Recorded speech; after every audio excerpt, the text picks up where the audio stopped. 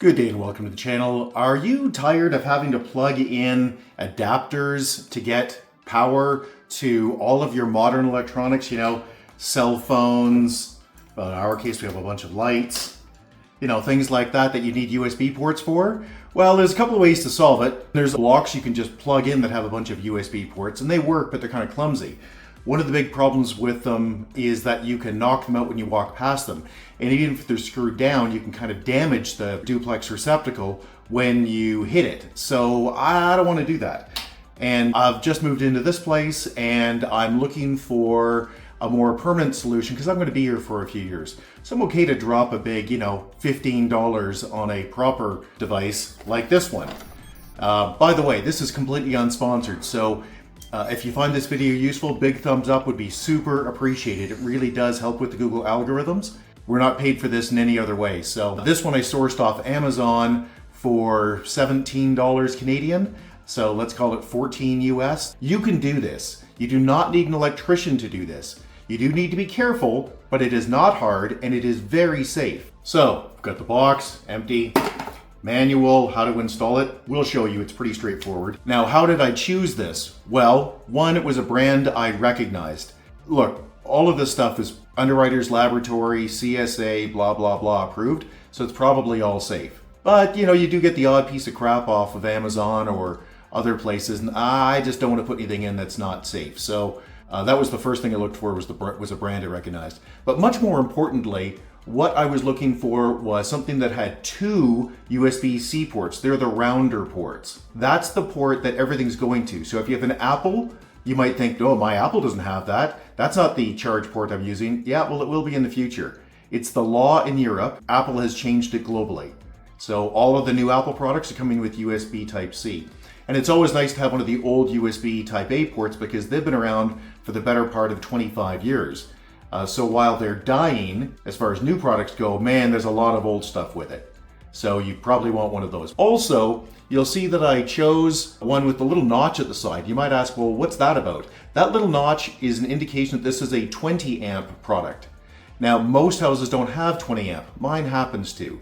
There's an identical one from Toppler for exactly the same price. That's the 15 amp. And the 15 amp will look just like that. It basically just doesn't have the notch. So what you'll get is just two little vertical connectors, a positive and a negative. Just get the one that matches your house. And you can see the box inside here, just a standard electrical box.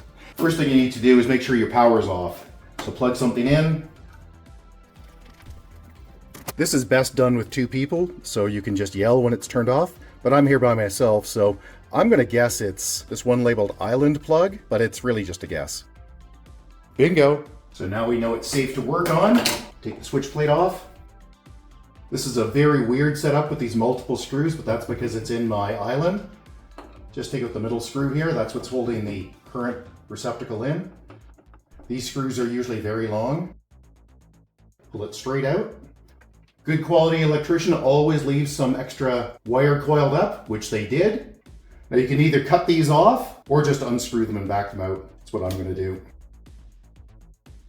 Now you'll notice that one screw is silver and the other is bronze. Bronze is your hot, that's your black, that's your live, that guy.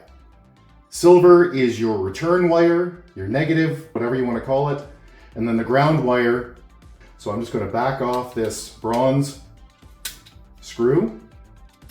If you have twice the number of wires here, you have two black and two white, just push one in each side. So put the black in this side, your hot in this side, and put the second hot in the slot on the same screw. I don't like how far that wire went in. I am going to strip it back a bit.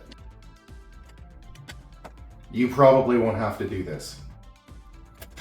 Just a little bit of the sheathing. Bronze, black. Slide it in, screw it down. Make sure it's tight, very tight. If you have a second one, plug it into the second slot here. Same thing with your cold, your white, your return wire, whatever you want to call it. Now, your ground wire is either green or just bare copper like that. And when you put it on so that it goes clockwise, because when you screw it down, you want it to tighten up, not loosen up.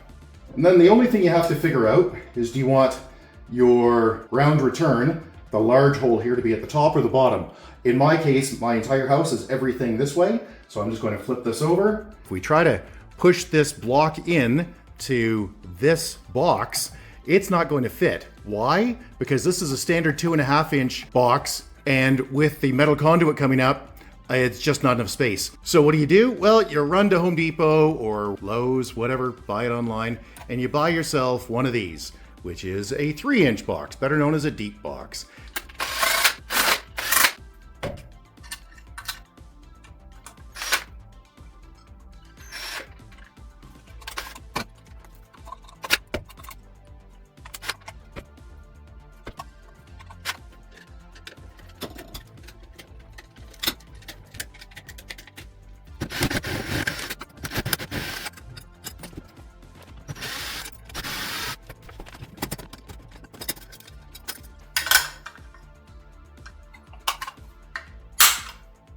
This box has these bumps on the side, and for the space that's been cut in my island, this is a little too tight. So I'm actually going to flatten these out, which is super easy to do, even with just a hammer. Take it, smash it, but I've got a vise. So I'm just going to pop it in the vise here and flatten them out.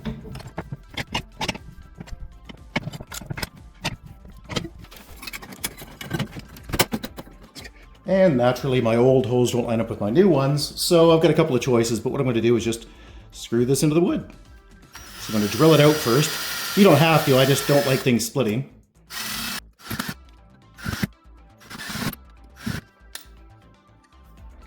White to silver. Make sure you don't catch any of the sheathing. Your positive or hot to black. Same thing, push it in, make sure there's no sheathing, tighten it up hard. You don't just jam it in, you try to curl them in. There we go, so they don't bunch too much. There we go. And this faceplate has a very odd mounting system, but it works just fine. So we'll just pop this out. Pop that on, and then we just screw it in.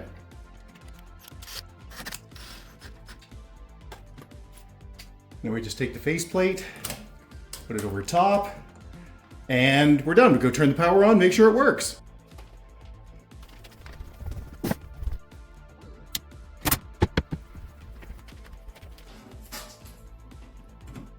Yay! So hey, if you found this video, big thumbs up would be super appreciated. Subscribe's also always appreciated, and if you have any questions or concerns, you can get a hold of us directly at www.urtech, that's www.urtech.ca, or you can leave a question or comment below, and if we don't get back to you, somebody else will, because on YouTube everybody's got an opinion. Thanks! Have a good one!